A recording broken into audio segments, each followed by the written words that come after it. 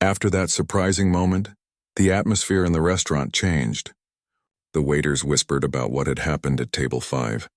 Maya had stunned everyone by speaking perfect Arabic to the CEO who had insulted her. Even Mr. Rahim, who usually told his staff to stay quiet in front of rude guests, could not hide his pride. In the kitchen, he came to Maya and said quietly, "That was brave. Maya, I never knew you could speak Arabic so well." Maya smiled. "I learned it in school back home. My teacher said knowing languages can open many doors. I didn't think I would use it like this." Mr. Rahim nodded. "You handled it with respect. That is what true strength looks like." She thanked him and returned to her work. She tried to keep her mind calm, but she could still feel Zayed's sharp words echoing inside her.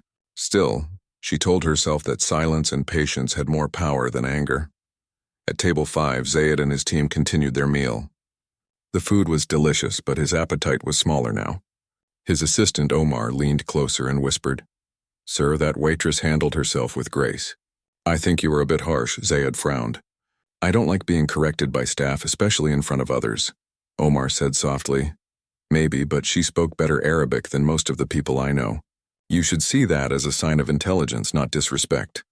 Zayed said nothing. He looked out the window, watching the traffic far below.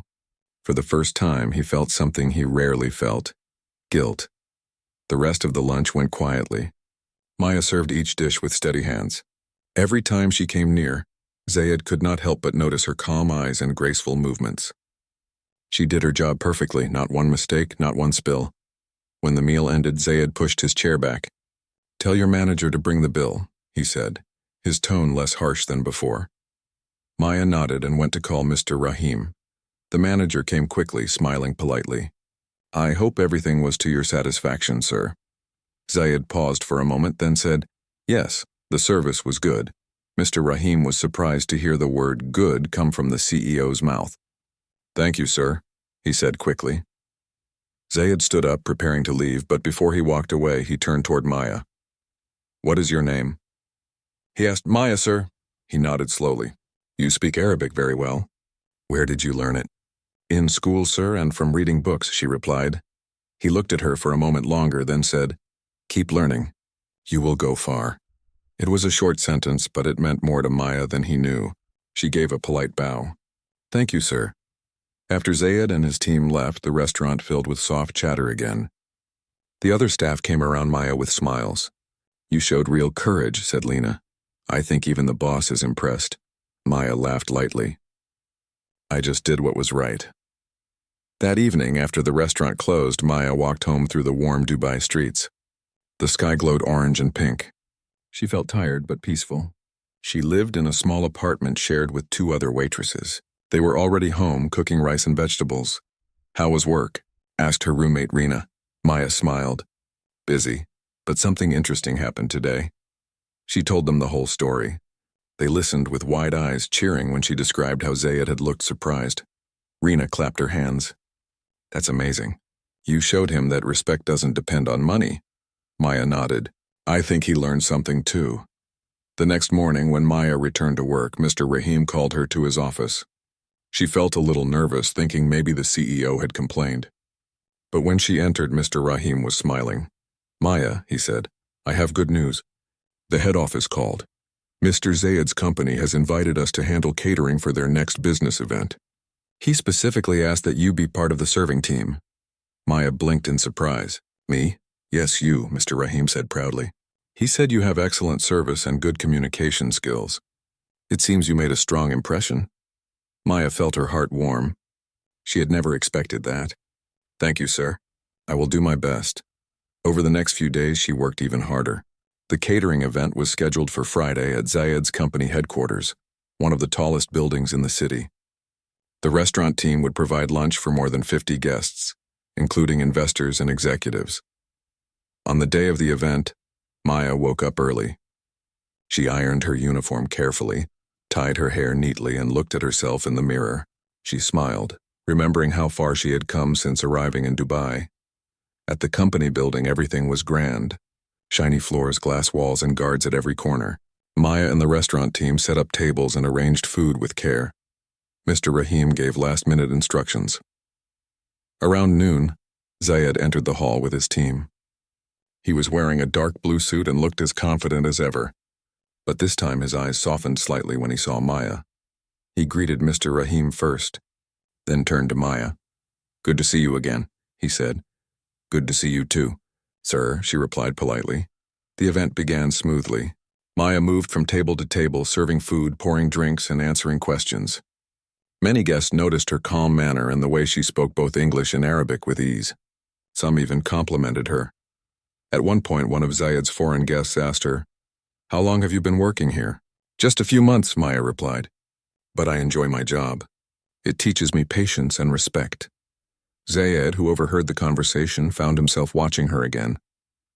He remembered his harsh words from the restaurant and felt a quiet shame. He realized how easily he had judged someone without knowing her story. After the event ended, he called Maya aside. "You handled everything perfectly," he said. "I was wrong about you before. I should not have spoken that way." Maya was surprised. She had not expected an apology from such a powerful man. "It's all right, sir," she said softly. "We all have moments when we forget kindness. What matters is what we learn after." Zayed nodded slowly. "You speak wisely. Tell me, what do you plan to do in the future?" Maya hesitated. "I want to study business one day. I dream of opening a small restaurant back home in Kenya." He smiled slightly. "That's a good dream. Maybe one day I can visit it." She laughed politely. "You will always be welcome, sir." When she left the building that day, Maya felt lighter. The insult that had once hurt her heart now felt like a stepping stone toward respect. She had not fought back with anger or pride. She had used knowledge and patience, and that had changed everything. Back at the restaurant, Mr. Rahim congratulated the team. "The event was a success," he said. "Everyone praised our service, and Maya's name was mentioned several times." The staff clapped for her. Maya smiled shyly. She was not used to attention, but inside she felt grateful. That night, as she sat on her bed and looked out at the glowing city, she thought about the strange turn of events. One small moment had changed her life. She had gone from being insulted to being respected, not because she fought back, but because she showed who she truly was. Still, she knew her journey was not over. There were many challenges ahead, and she had to keep growing stronger. But she also knew that something had changed in Mr. Zayed, too. His pride had been touched by her dignity, and that would shape what came next. Days passed after the company event, and the restaurant returned to its usual routine. But for Maya, something had changed. The way people looked at her was different now. Her co-workers showed her more respect, and even customers seemed to sense her quiet confidence. She still worked the same long hours, but inside she felt stronger. One morning, while she was setting up tables for breakfast service, Mr. Rahim came toward her with a smile. "Maya," he said, "someone wants to speak with you." She looked up in surprise. "Who, sir?" "Mr. Zayed's assistant. He just called. They want you to come to the company headquarters this afternoon. He said it's about an opportunity." Maya blinked in surprise. "An opportunity?" Mr. Rahim nodded. "Yes, that's what he said. Don't worry, it sounds like something good. You've made a strong impression on them." Maya's heart started to beat faster. She thanked Mr. Rahim and spent the rest of the morning wondering what it could be. When her shift ended, she changed into a clean dress, tied her hair neatly, and took the metro to the company building. When she arrived, the receptionist recognized her at once. "You are Maya, correct? Please wait here. Mr. Omar will see you soon." A few minutes later, Zayed's assistant, Omar, came out with a friendly smile. "Good afternoon, Maya. Please come with me." He led her to a large office on the top floor. The view showed the whole city, shining towers, busy roads, and the sea in the distance. Zayed was sitting behind a desk, reading something on his computer. When he saw her, he stood up. "Maya, welcome," he said, his voice calm. "Please sit." She sat down carefully. "Thank you, sir." He studied her for a moment before speaking again. "Do you know why I called you here?" She shook her head. "No, sir." Zayed leaned back in his chair. "After that event, I spoke to my team. We were impressed with your professionalism. You are intelligent and you speak Arabic and English well. I want to offer you a chance to train as a personal assistant in my company." Maya's eyes widened. "A personal assistant?" "Yes," he said. "It's a better position, with more responsibility and better pay. You will help with meetings, translation, and hospitality for foreign guests. You already have the right attitude and manners. I believe you can do it." For a moment, Maya could not find words. She had expected maybe a small thank you, not a job offer. "Sir, I don't know what to say." "I'm very grateful." Zayed smiled slightly. "You deserve it. I judged you unfairly before. This is my way of making things right. But remember, this job will not be easy. You will have to learn fast." "I will do my best, sir," Maya said firmly. "Good," he replied. "Omar will explain the details. You can start next week if you accept." She left the office feeling as if her whole life had changed. When she told Mr. Rahim the news later that evening, he was overjoyed. "I knew something good would happen for you," he said proudly. "You earned it, Maya. You showed grace where others might have shown anger." The following week, Maya began her new job. She now worked in a tall office building instead of a restaurant. Her uniform was replaced by neat office clothes, and instead of trays, she carried files and notebooks. Omar helped her learn about schedules, reports, and how to handle phone calls. At first, it was difficult.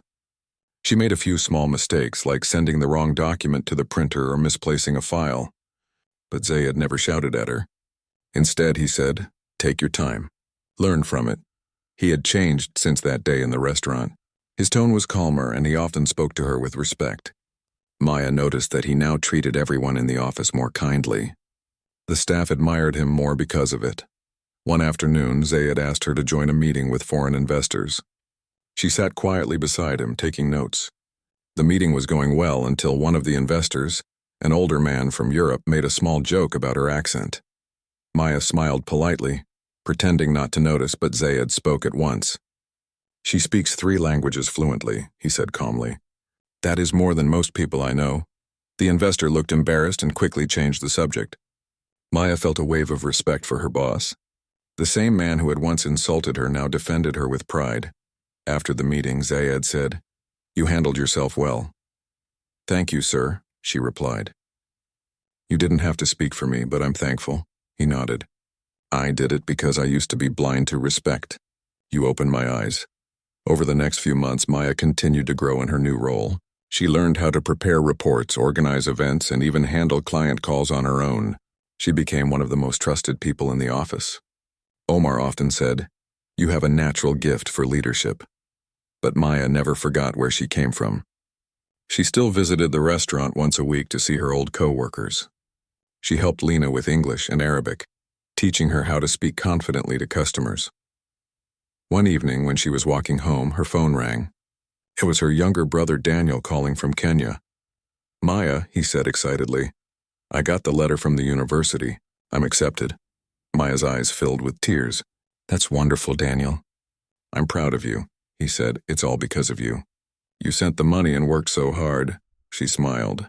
"We both worked hard. Keep studying, and one day you will do even more." That night she sat by her window, looking at the stars.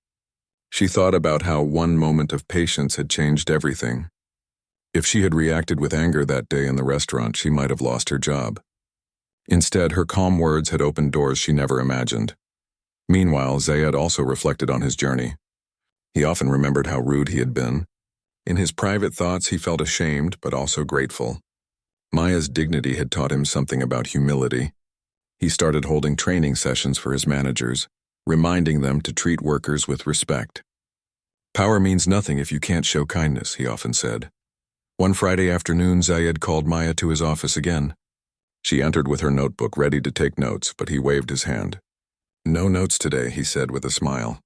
"I just wanted to thank you." "Thank me, sir?" "Yes," he said. "Since you joined, the office feels different. People are more positive. Even I feel more focused. You bring calm wherever you go." Maya smiled softly. "That's very kind, sir. I just try to do my job well." Zayed looked thoughtful. "Tell me something, Maya. What do you want for your future? Still planning to open a restaurant?" "Yes," she said. "But I also want to help other workers learn languages. It gives them confidence." He nodded approvingly. "That's a beautiful goal. When that time comes, I will support you." She was surprised. "Really, sir?" "Yes," he said firmly. "You taught me that respect has no color and wisdom has no title. It's the least I can do." When she left his office, Maya's heart was full. She had started as a waitress who was insulted, and now she was a trusted assistant, respected and valued. Her journey was proof that grace and knowledge could turn insult into inspiration. As the sun set over the Golden City, she stood outside the building, smiling. Life still had many challenges, but she no longer feared them. She had learned that real strength comes not from loud words, but from quiet dignity. Maya's new life in the office moved forward with steady rhythm. She had worked for Zayed's company for almost 8 months now. Every morning she arrived early, carrying a notebook and her warm smile. Everyone in the office respected her. She was the kind of person who stayed calm even when the day was busy. Zayed's company was growing quickly. New clients were joining and new projects were beginning. Maya's work had increased as well. She helped organize meetings, prepared reports, and handled foreign guests with confidence. Zayed often trusted her with tasks that required responsibility. One morning, Zayed called her into his office. "Maya," he said, "we have a new contract with a large hotel group. It's an important deal. I need you to help with communication between their management and our staff. You will work closely with them for a few weeks." Maya nodded. "I'll handle it carefully, sir." Zayed smiled slightly. "I know you will. You have never disappointed me." Later that day, Maya met the hotel group's representative, Mr. Kareem, a middle-aged man with sharp eyes and a polite voice. He seemed friendly at first and praised her for her communication skills. "You must be proud," he said. "You started from the restaurant and now you are here." "That's impressive." "Thank you," Maya said modestly. "I'm grateful for the chances I've been given." Over the next few days, Maya worked with Kareem's team to complete the reports. Everything was going smoothly until one afternoon when Kareem came to her desk and whispered, "Maya, I think we can make this project move faster if we change one part of the report. It will look better for both sides." She looked at him carefully. "What part, sir?" He showed her a section where the cost numbers were slightly higher than the real ones. "Just a small change," he said. "No one will notice. It will make the deal look stronger." Maya frowned. "But that would be wrong, sir. The numbers should be honest." Kareem laughed softly. "It's business. Everyone does it. Zayed won't mind if the deal looks better." Maya stood firm. "I can't do that, sir. My job is to prepare the correct report." Kareem's smile faded. "All right, as you wish," he said. But his eyes showed irritation. Later that evening, Zayed called her to his office again. "Maya, I heard there was some disagreement with Kareem's team today," he said. She nodded. "Yes, sir. He asked me to change a few numbers in the report. I refused because it was dishonest." Zayed listened quietly. For a moment she worried that he might be upset, but then he smiled. "You did the right thing. Never lie for anyone, even for me. I value truth more than a quick deal." Maya felt relieved. "Thank you, sir. I only want to do what is right." The next day, when Kareem came to the office again, his mood was different. He barely spoke to her. But Maya stayed calm. She focused on her work and completed all her tasks properly. A week later, the final meeting for the deal took place. Kareem presented the report to Zayed in front of several managers. When Zayed checked the numbers, he paused. "These numbers are higher than what I saw before," he said. Kareem's face went pale. "Sir, maybe there was a small mistake." Zayed looked at Maya. "Did you make this version?" She shook her head firmly. "No, sir. This is not the report I prepared." Zayed turned his eyes back to Kareem. "Then who changed it?" Kareem tried to explain, but his words stumbled. Zayed's expression hardened. "Integrity is everything in my company," he said. "If you can't work honestly, there will be no partnership." After the meeting, Kareem left the office quietly, his deal canceled. Zayed looked at Maya and said, "You saved me from signing something false. I owe you," she smiled. "I only did my duty, sir." From that day, Zayed's trust in Maya grew even stronger. He gave her more responsibility and began including her in higher-level meetings. Other employees respected her even more, not only for her skills but for her honesty. One afternoon, Maya was working late in the office when Zayed walked in holding 2 cups of tea. He placed one on her desk. "You work too hard," he said. "Take a break," she smiled. "I'm used to hard work, sir." He looked at her kindly. "When I first met you, I saw only what I wanted to see. I thought power made a person strong, but you've shown me that real strength is in patience and truth." Maya looked down modestly. "You've also changed, sir. You treat everyone with kindness now. The office feels different because of that." Zayed nodded. "Maybe you are right. Sometimes one person's example can teach more than 100 lessons. They talked for a while about work, life, and goals. Zayed learned that Maya still sent money home for her brother's studies, and that she dreamed of opening her own restaurant one day. "I believe you will do it," he said. A few days later, Zayed called for a staff meeting. He announced that the company was launching a new project, a charity program to help train low-income workers in language and business skills. When he revealed the idea, everyone looked surprised. "I got this idea from someone in this room," he said, glancing at Maya. "She once told me that language gives people confidence. I want our company to support that." The staff clapped, and Maya felt her heart swell with pride. Zayed had remembered her words and turned them into something big. As weeks passed, the charity program started successfully. Maya helped design lessons and met people from many countries who wanted to learn. She saw herself in them. People who came to the city with dreams, hoping for a better life. But new success also brought new tests. One morning, Omar came to her looking worried. "Maya, some people are saying that you got your position because Zayed favors you," he said quietly. "They don't see the hard work you do. They only see how much he trusts you." Maya sighed softly. "It doesn't matter what they say. I will keep doing my work honestly." "Truth always shows in the end," Omar smiled. "That's what makes you different." Later that day, she went to Zayed's office to discuss the training program. She found him looking tired. "Are you all right, sir?" she asked. He nodded. "Just a bit stressed. There are too many things happening at once," she said gently. "You carry a lot of weight on your shoulders, but you have a strong team. You are not alone." Her words brought a calm smile to his face. "Thank you, Maya. Sometimes I forget that." The days continued with steady progress. The company's reputation improved, and the charity project gained attention in the city. Reporters even came to interview Zayed, and he mentioned Maya by name, calling her an example of courage and respect. When Maya read the article later that night, she felt tears in her eyes. She had never sought attention or praise, yet she had earned it through truth and dignity. That evening, she called her brother again. "Daniel," she said happily, "one day I'll open that restaurant and you'll help me manage it." He laughed over the phone. "I can't wait for that day." As she ended the call, she looked out her window at the bright city lights. She thought about her journey, the insult, the struggle, the courage it took to stand firm. Every step had led her to this moment, and she knew in her heart that her story was not just about her. It was about everyone who had been judged unfairly but chose respect over anger. Months passed since Karen had moved away, and life in Green Hill had become peaceful once again. The air in the neighborhood felt lighter. The sound of children laughing filled the streets. The tension that once surrounded every HOA meeting was gone. The people had learned something from everything that had happened between Rafi and Karen. Rafi's days became calm and simple. He worked in his garden every morning, trimming flowers, watering plants, and enjoying the smell of fresh soil. His fence, once the center of all the drama, now looked like an ordinary part of his yard. Birds often sat on it, singing in the sunlight. To anyone passing by, it was just a normal fence, but to Rafi, it was a symbol of truth and patience. Fareed often visited him in the evenings. They would sit together under the old oak tree, sipping tea and talking about life. Sometimes they laughed about the strange past events, but mostly, they talked about how peaceful everything had become.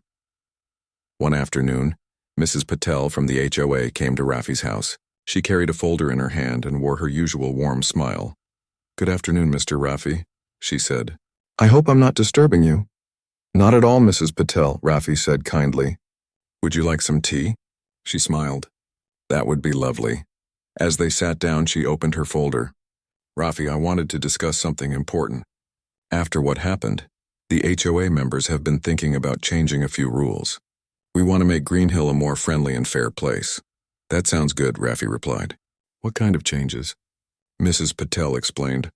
"We want to form a new committee where every neighbor can have a voice. Instead of one person making all the decisions, we'll listen to everyone's opinions. And we want you to be part of it." Rafi looked surprised. "Me? I'm not much of a leader." Mrs. Patel smiled. "You don't need to be a leader. You just need to be yourself. People trust you, Rafi. You showed everyone that fairness and calmness can solve problems. We need that kind of example." Rafi thought for a moment, then nodded. "All right, I'll help. If it means making this place better, I'll do it." Over the next few weeks, the new community committee was formed. People who had once avoided HOA meetings now came happily. They shared ideas for new activities and ways to improve the neighborhood. One person suggested planting more trees. Another suggested building a small playground for children. Rafi helped wherever he could. He showed people how to plant flowers, how to care for gardens, and how to fix small things around their houses. The neighbors began to see him as a wise and gentle man who always gave good advice. The new couple who had bought Karen's old house, Amir and Sarah, became close friends with Rafi. They often joined him and Farid for tea in the evenings. Sarah loved gardening, and she learned many things from Rafi. She said his garden inspired her to make her own yard beautiful.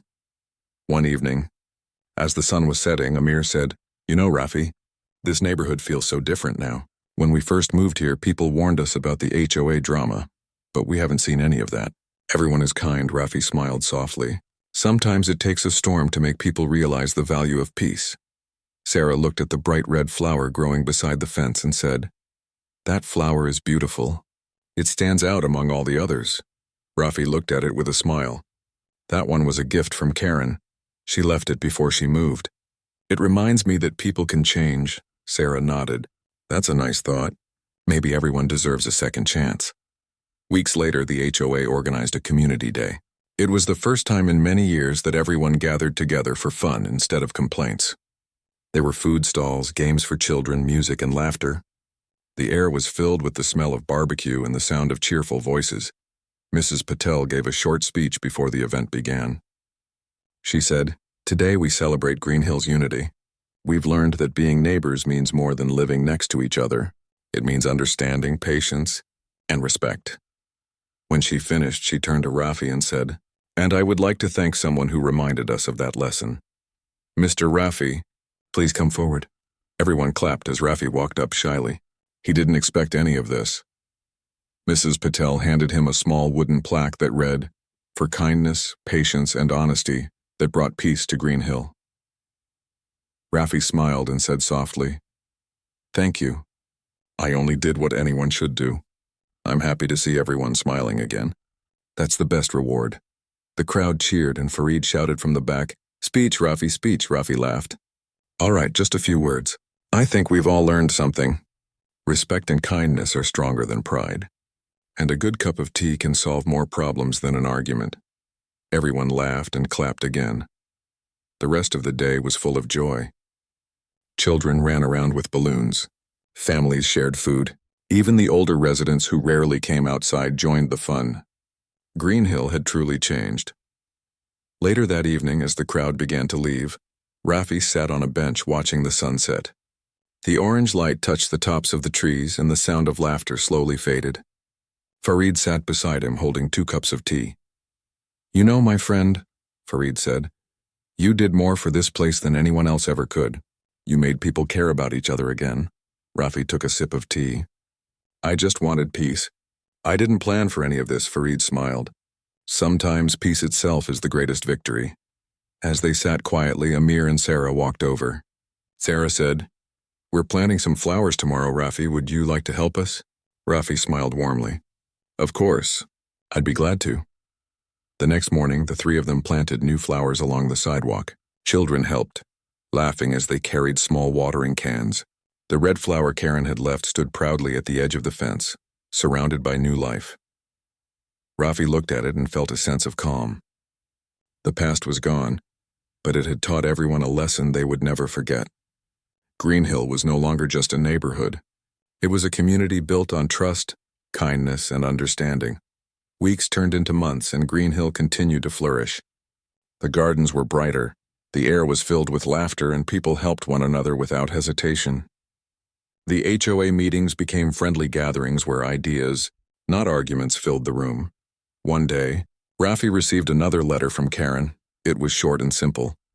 "Dear Rafi, I heard about the community day. I'm happy that everything turned out well. I wanted you to know that I've started a new life. I help people with their gardens now, just like you. I've learned that peace is better than control. Thank you for showing me that.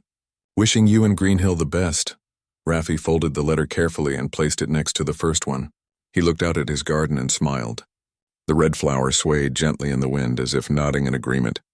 That evening, as the sky turned golden and the birds returned to their nests, Rafi sat in his chair sipping tea and watching the peaceful street. The fence stood strong and quiet, a silent reminder of how one person's patience could change an entire community.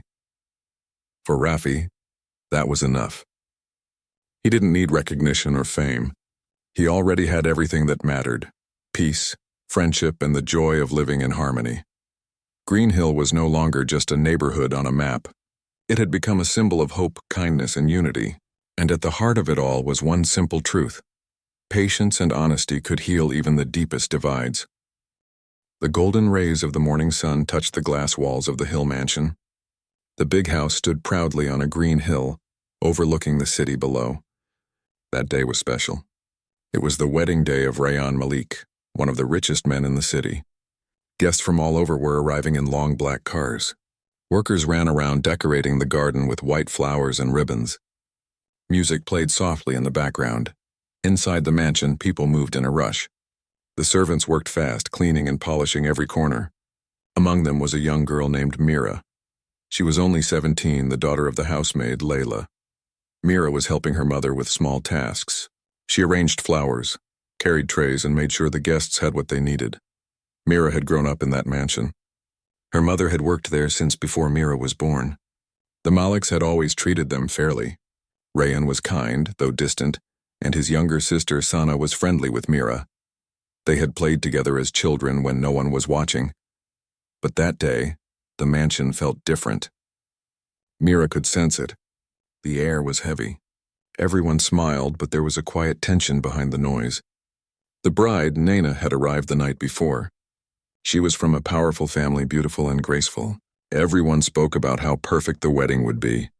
Yet Mira noticed that Naina had not come out of her room all morning.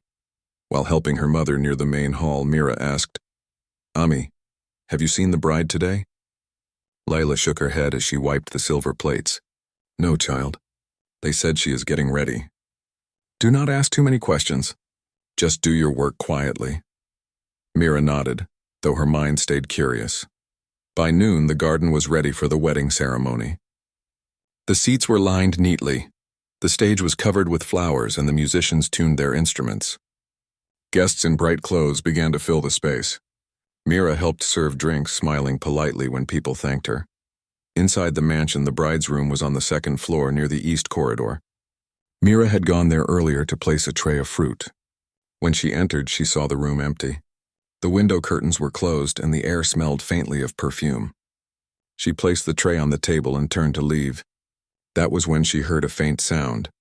It was soft at first, almost like someone whispering. Mira stopped and listened carefully. The sound came from the wall near the dressing mirror. She frowned and took a step closer. The whisper became clearer, and then she heard it, a cry. It was the sound of a woman crying quietly, as if trying not to be heard. Mira's heart beat fast. She looked around, confused. There was no one in the room, no open window, no door nearby except the main one. She touched the wall and pressed her ear against it. The crying grew clearer. "Who is there?" Mira asked softly. No answer came, only the faint sobbing from the other side. For a moment, Mira thought it might be her imagination. But the sound continued, full of sadness and fear. She quickly stepped back, her hands shaking. She wanted to tell someone, but who would believe her? She ran downstairs and found her mother near the kitchen. "Ami, someone is crying upstairs," Mira whispered. Layla frowned. "Crying? Where?" "In the bride's room. From the wall. I heard it clearly." Her mother looked tired. "Mira, you must be hearing something else. There are so many people in the house. Maybe it is the bride herself. Do not make stories." Mira tried to explain, but her mother stopped her with a serious look. "Enough, we have work to do. Forget it." Mira nodded, though her heart was not calm. The ceremony began soon after. Rayan stood on the stage wearing a white suit. His smile was calm but stiff. The guests clapped and cheered as the music played. Everyone waited for the bride to appear. Minutes passed, then 15. The guests began whispering. Finally, the doors opened and Naina walked out, escorted by her father. She was dressed in a silver gown with shining jewelry. Her face looked beautiful, but her eyes seemed tired. She smiled faintly, though it did not reach her eyes. Mira, standing near the garden entrance, felt uneasy. The crying she had heard kept echoing in her mind. She looked at the bride carefully. Nina's hands trembled slightly as she walked. Mira felt something was wrong. After the vows, the guests moved inside for dinner.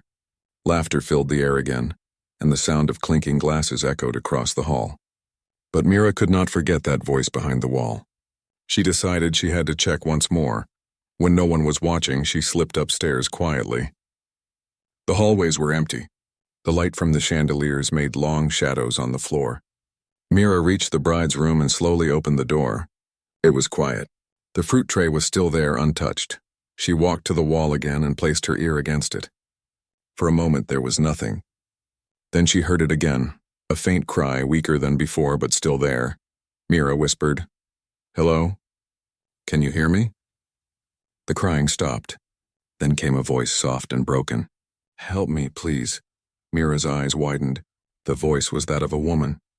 It was coming from behind the wall. She looked around and noticed a small mark near the corner where the wall met the wardrobe. It looked like a thin line, almost like a hidden door. She tried to push it, but it did not move. She searched for a latch or handle but found nothing. Just then, footsteps echoed in the corridor. Mira froze. Someone was coming. She quickly stepped back and pretended to fix the curtains. It was Rayon's sister, Sana. She entered the room, surprised to see Mira. "What are you doing here?" Mira bowed her head. "I came to clean the tray, madam." Sana smiled lightly. "All right. The guests will come inside soon. Make sure everything is in order." "Yes, madam," Mira said softly. Sana walked toward the mirror, adjusted her earring, and left again. As soon as she left, Mira looked back at the wall. Her heart pounded. Someone was trapped or hiding behind it, she was sure. She could not tell anyone yet, not without proof. When she went downstairs again, she saw Rayon and Naina greeting the guests together. They looked like a happy couple, but Naina's smile trembled slightly when she saw Mira. For a second, their eyes met. There was fear in Naina's eyes, and Mira understood that something was terribly wrong. That night, after most guests had left and the lights in the garden were dimmed, Mira could not sleep. The sound of that voice haunted her. She lay on her small bed in the servants' quarters, thinking of what to do. If she told anyone, they might laugh. But if she did nothing, someone behind that wall might suffer. Finally, she decided. Tomorrow she would find a way to open that wall. She had to know who was crying and why. As the mansion grew silent, the wind outside carried a faint sound once more. Somewhere behind that wall, a woman whispered again, "Please help me." And Mira knew she could not turn away now.